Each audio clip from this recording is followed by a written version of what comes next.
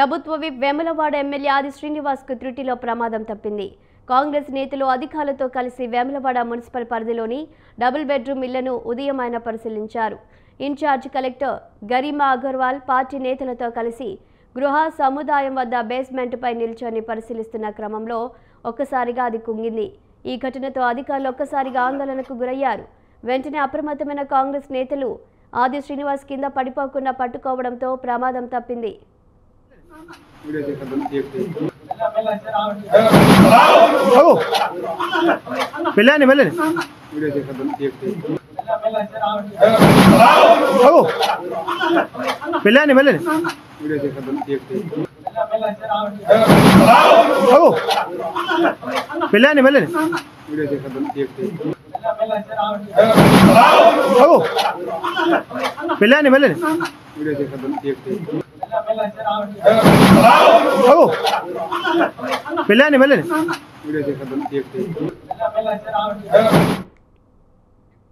ప్రభుత్వ whip Vemulawada MLA ఆది శ్రీనివాస్కు త్రుటిలో ప్రమాదం తప్పింది.